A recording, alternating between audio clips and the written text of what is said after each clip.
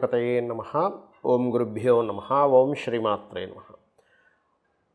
అరుణాం కరుణాతరంగితాక్షీం ధృతపాశాంకుశపుష్పబాణచాపాం అనిమాదిభిరావృతాం మయూకైః అహమిత్యేవ విభావయే భవానీం. శ్రీమాత్రే నమః. ప్రేక్షకులకి ఆ లలితాంబిక అమ్మవారి యొక్క అనుగ్రహం పరిపూర్ణంగా కలగాలని మనస్ఫూర్తిగా కోరుకుంటూ మనం ఈరోజు ఈ యొక్క మాసంలో అంటే ఈ యొక్క సెప్టెంబర్ మాసంలో 17వ తేదీ నుంచి రవి కన్యారాశిలోకి, అలాగే బుధుడు 14వ తేదీ నుంచి అక్కడికి మారి రవి బుధుల యొక్క కలయిక 17వ తేదీ నుంచి ఒక నెల రోజుల పాటు, అంటే దాదాపుగా ఒక 25 రోజుల పాటు అయితే ఖచ్చితంగా ఉంటుంది అక్కడ కలయిక. ఈ కలయిక మూలంగా ఎటువంటి ఫలితాలు వస్తాయి?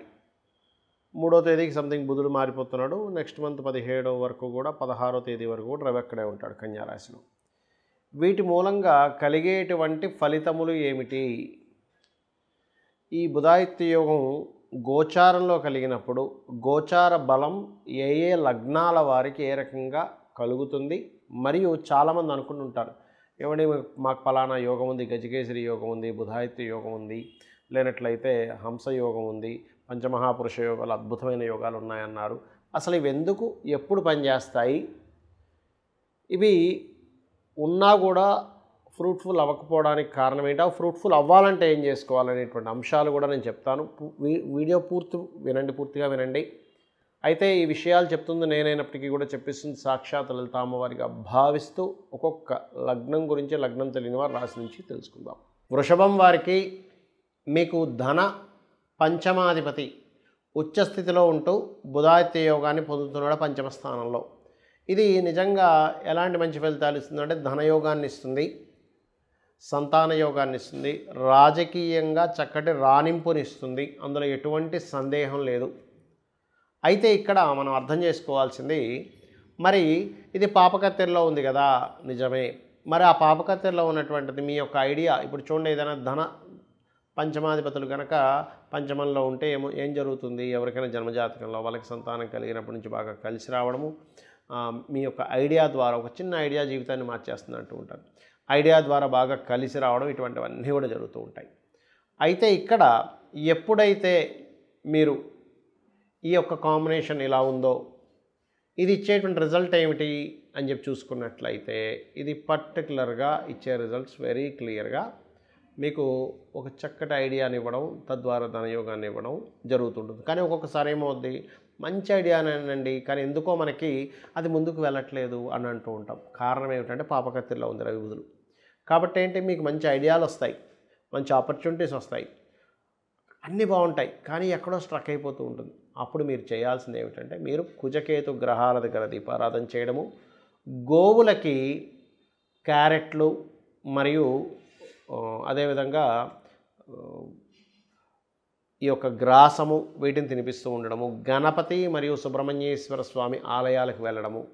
ఈ పంచమ స్థానంలో ఈ గ్రహాల యొక్క కలయిక, ముఖ్యంగా ధనాధిపతి వెళ్ళి ఉన్నటువంటి నక్షత్రాలు, అంటే రవిన నక్షత్రము, బుధుడున నక్షత్రం కూడా పరిశీలన నిగూఢంగా, అంటే దాని యొక్క పరిశీలన ఇన్డెప్త్గా చూసినట్లయితే, చాలామంది చూడండి, నేను పలానా పిహెచ్డి చేద్దాం అనుకున్నానండి, లేనట్లయితే కొన్ని అకల్ట్ రిలేటెడ్ సంబంధించిన వాటిలో నేను కొన్ని రీసెర్చెస్ చేద్దాం అనుకుంటున్నాను, అవి బాగా వస్తాయా?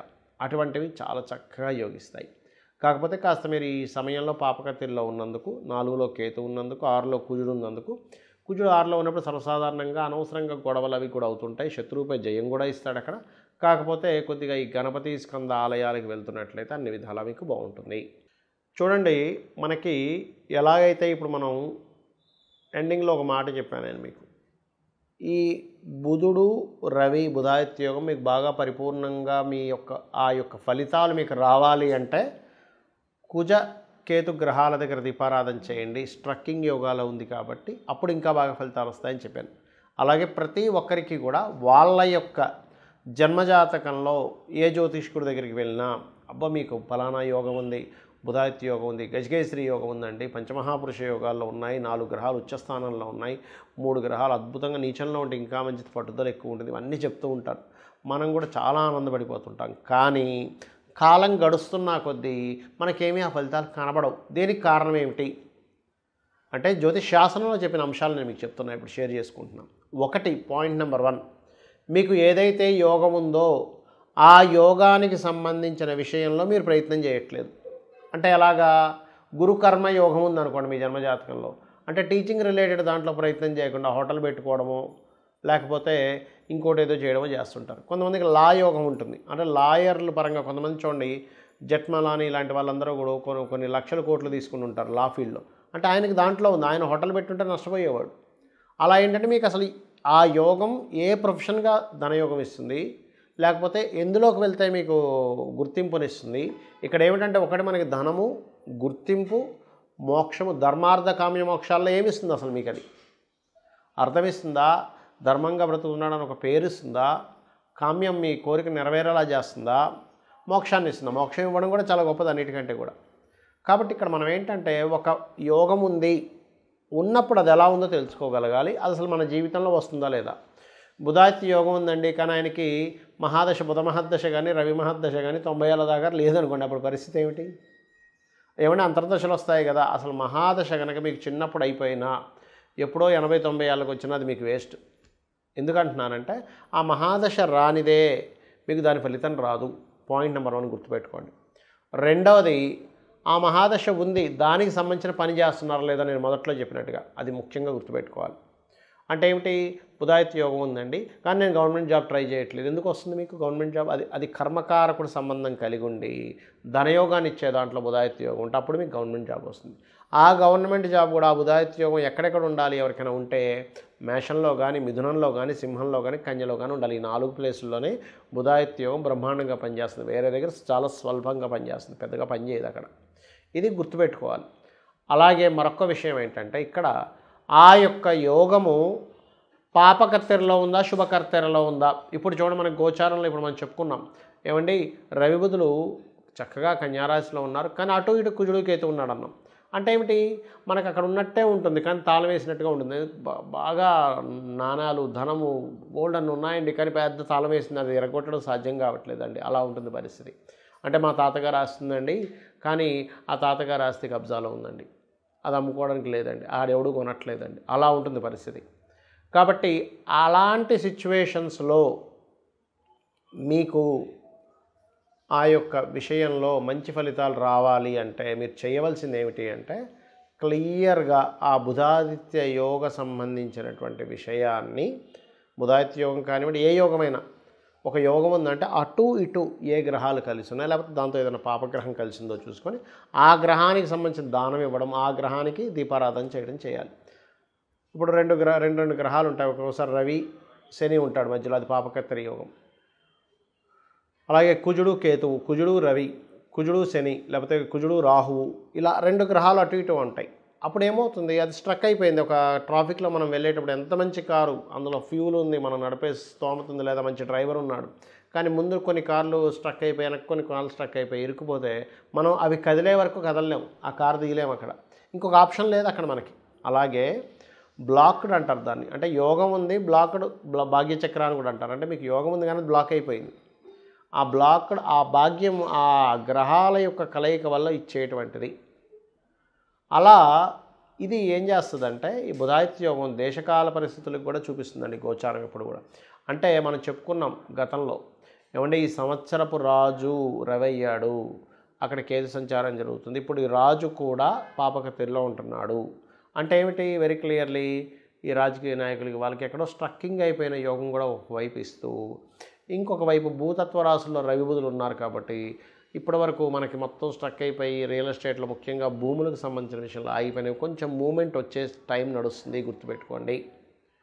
కాబట్టి మీరు చేయవలసింది ఏంటంటే మీ జన్మజాతకంలో ఈ బుధుడు, ఆదిత్యుడు, లేకపోతే ఇంకే మంచి గ్రహాల కాంబినేషన్ ఉన్నా, కొంతమంది చూడండి శుక్రుడు ఉచ్చస్థానంలో ఉన్నాడండి మీనంలో, కానీ ఏమవుతుంది మేషంలోని, కుంభంలోనే 2 పాపగ్రహాలు పడి ఉంటాయి. లేదండి శని ఉచ్చస్థితిలో ఉన్నాడు తులలో, కానీ ఏమవుతుంది కన్యలోని, వృశ్చికంలో 2 పాపగ్రహాలు ఉంటాయి. లేదా గురువు కర్కాటకంలో ఉన్నాడంటే అమోహం అద్భుతంగా సాగాలి, మరి ఏమిటి ఇలా ఉన్నాడంటే ఆ 2 పాపగ్రహాలు ఉంటాయి అటు ఇటు. లేదా మరో పాపగ్రహం కలిసినప్పుడు ఆ పాపగ్రహం నీచభంగ రాజయోగాన్ని చెందుతుంది.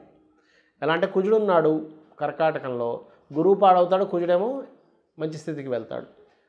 అలా ఏంటంటే ఇప్పుడు ఇద్దరు వ్యక్తులు రూమ్లో ఉన్నారు. ఒక వ్యక్తి బాగా తాగుబోతూ, ఇంకో వ్యక్తి చాలా చక్కగా అన్ని జ్ఞానం పొందినవాడు. జ్ఞానం ఉన్నటువంటి వ్యక్తి దగ్గర ఈ తాగుబోతు కొంత జ్ఞానాన్ని పొందుతాడు.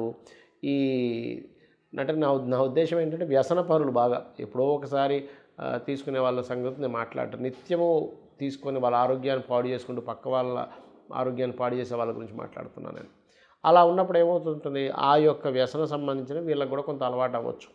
దాన్నే సాంగత్య దోషము అంటారు. ఈ సాంగత్య దోషం మనుషులకి పనిచేస్తుంది, గ్రహాలకి పనిచేస్తుంది. కాబట్టి ఇక్కడ మీరు గ్రహము ఏదైనా ఒక మంచి రిజల్ట్ ఇవ్వాలి అంటే మీరు అది ఏ గ్రహాలతో కలిసి ఉందో చూసుకోండి. అది ఒక్కొక్కసారి నీచభంగ రాజయోగాన్ని ఇస్తుంది.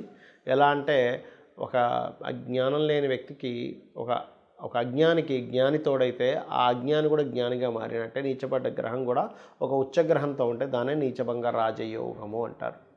సో ఇది మీకుండేటువంటి గ్రహాల యొక్క కాంబినేషన్ క్లియర్గా అబ్జర్వ్ చేసుకొని ఆ రకంగా చేసుకోండి. అన్ని విధాలు బాగుంటుంది. శ్రీమాత్రే నమః.